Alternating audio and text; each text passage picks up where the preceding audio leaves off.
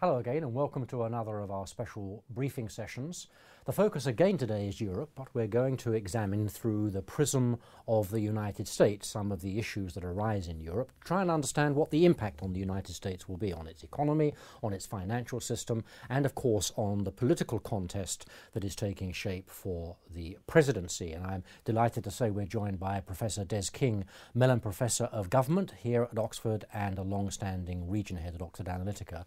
Des, I wonder whether we should focus first on the trade scene, because Europe is a very substantial partner for the United States on the commerce and trade front. What's the risks there? Thanks, Graham. The EU is the biggest trading partner for the United States, even though, of course, it also has other very important trading partners such as Canada and China. Yeah. But in the short term, a problem in Europe, a decline in demand, its customer base really does affect those large American corporations who export. And that's going to be a problem in the sense that Europe, however the immediate difficulties are resolved, is going to be a poor performer for the next several years, isn't it? Correct. So it's a long shadow that's cast over there. The other dimension, I suppose, which has an effect on the trade scene is the relative values of the United States dollar versus the euro.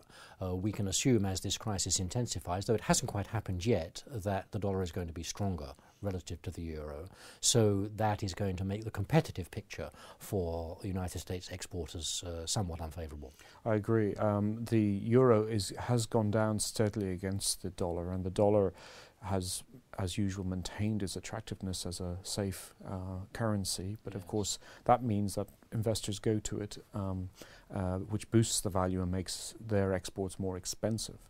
I think the Treasury are very well aware of this. The US Treasury Secretary Tim Geithner said yesterday, we have an enormous stake in the euro crisis being managed properly. He said this ahead of the meeting of the G8 on Friday and Saturday at Camp David. We ought perhaps think also about the financial system and the contagion problem. We had a very powerful and sorry example of the contagion factor in the 2008-2009 crisis spreading around the world.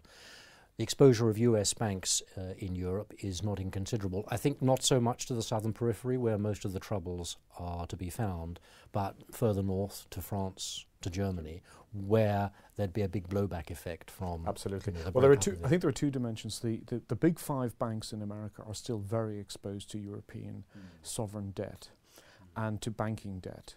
So the two or three largest, Citigroup, Bank of America, own a lot of bonds and banking shares. And the second complication is that, for instance, an American bank may own a great deal of a French bank's debt, but that French bank is then dependent on, say, Italian or Spanish debt. So it's not necessarily that the French economy or the French banking system would get into difficulty itself. It's that as a knock-on effect of one of the larger periphery countries getting into difficulty that will knock back. And I think we had good statistics a year ago, June 2011, about the scale of the exposure, which was considerable. And since then, the banks have tried to reduce their exposure, and they have expanded their purchase of credit default swaps. But nonetheless, a really major crisis in the banking system of the sort that's not inconceivable, if the runs were to expand from Greece and Spain, would really have a very serious effect on these financial institutions. I suppose it's fairly easy for us to compile a list of vulnerabilities and weaknesses of the kind we have, but we ought to understand there are powerful countervailing factors as well. One of them I'm thinking of is the size of the US economy, and in particular the fact that the external dimension of it as a percentage of the whole is relatively small. So there's an enormous domestic market. It's not as if it has a fundamental reliance on the European side of things. The other dimension I wanted you to comment on, which I think is also worth putting into the mix, is that with a protracted slowdown in Europe, then we're looking at probably a slowdown or a decrease in global energy prices. And there's a US benefit arising from that, because that stimulates the US side of things. So this is very, very far, as is always the case, I suppose, but here very far from a long checklist of negatives, isn't it? I think that's exactly right. I mean, I think the real vulnerability is in the global financial system, of which the US is part. But in terms of its economy, its primary economy, there's growth. Unemployment, modest growth, but nonetheless growth. and its unemployment rate is beginning to come down fairly steadily. Yes.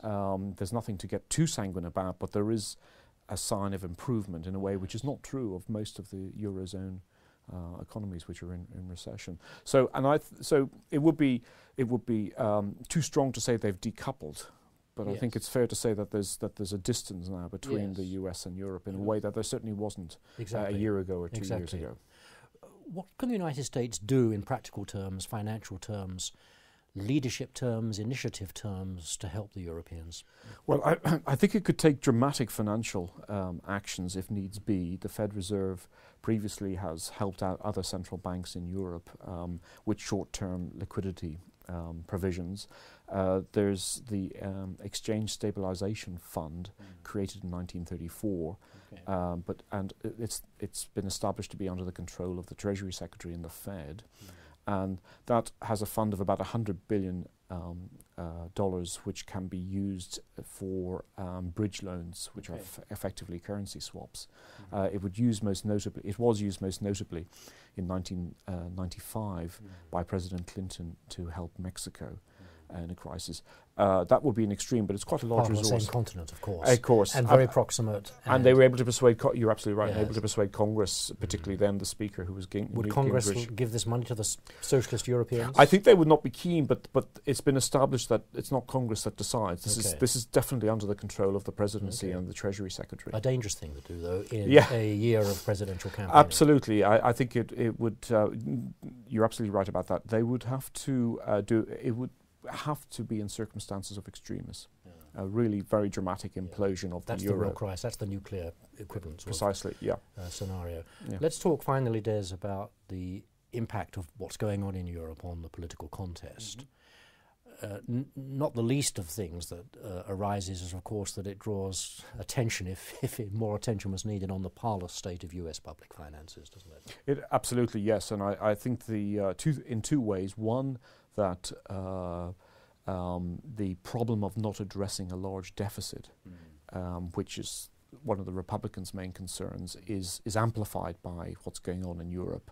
Critics are able to point to Europe and say, look at the cost of not having this. And secondly, it gives support to those who say we need a dramatic cut in spending if we're going to get on top of this deficit and debt ceiling problem. We have looming a debt ceiling discussion at the end of the year, and we also have looming a very real debate about tax cuts, because tax cuts will expire. So which of the two contenders do you think is likely to make most skillful political use of the calamity that seems to be unfolding, or let's not call it quite the serious situation? Yes, yeah. I think both will try to use it. Yes. I think Romney. It'll be a test of that. They've got some real tread that they can use to good effect here if they're skillful. Absolutely, and I think the opposition, the Republicans, can make more of it if they want. They can say this is an unsustainable path, and austerity is the way we must try and deal with these problems. Although austerity hasn't worked elsewhere, we must at home cut our budgets. So I could see them making more of it. On the other hand, I think it's not that central to the debate unless it trickles in a very dramatic way. Again, if there is another major banking, and of course this is not impossible, we know from the last 10 days, where one of America's largest banks has had a very serious problem. It's quite possible for something like that to blow up, and then I think it becomes a very crucial issue, and I think the Republicans can probably say this is not the way to proceed. We must have a different sort of budget. We must tackle our structural deficit now. Des, thanks very much. And thank you for watching. I do hope you've enjoyed this short discussion. For more information about our analytical and advisory services and how they can help you in this complex situation, do get in touch with us. We look forward to hearing from you. In the meantime, goodbye.